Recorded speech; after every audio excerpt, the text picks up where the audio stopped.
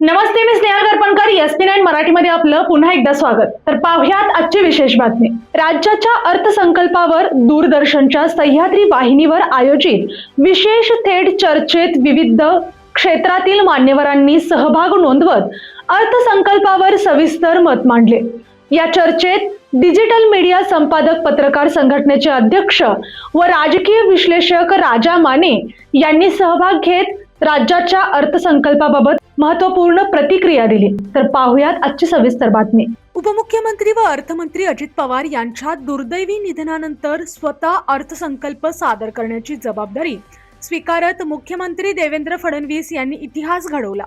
भारताला 2047 पर्यंत विकसित राष्ट्र बनवण्याच्या दृष्टीने पंतप्रधान नरेंद्र मोदी यांनी मांडलेल्या $5 ट्रिलियन अर्थव्यवस्थेच्या उद्दिष्टाला पूरक ठरेल असा अर्थसंकल्प असल्याचे मत व्यक्त करण्यात आले. तसेच महाराष्ट्राला $300 अब्ज अर्थव्यवस्थेकडे नेण्याचा स्पष्ट दृष्टिकोन या अर्थसंकल्पातून दिसून येतो.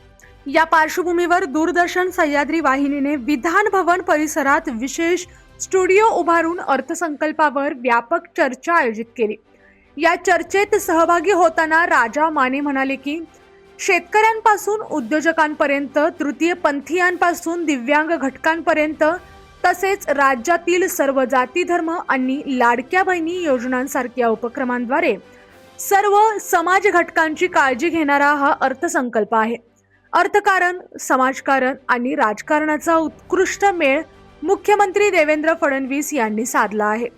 या कार्यक्रमाचे सूत्रसंचालन संजय भुसकुटे यांनी केले, तर अर्थतज्ञ चंद्रशेखर टिळक, वर्षा माळवदे आणि निशिता राजे यांनी चर्चेत मोलाचे विश्लेषण मांडले.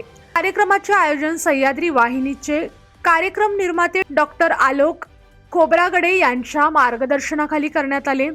दरम्यान या चर्चेत मुख्यमंत्री, उपमुख्यमंत्री तसेच अनेक मंत्री आणि विरोधी पक्षनेते सहभागी झाले होते.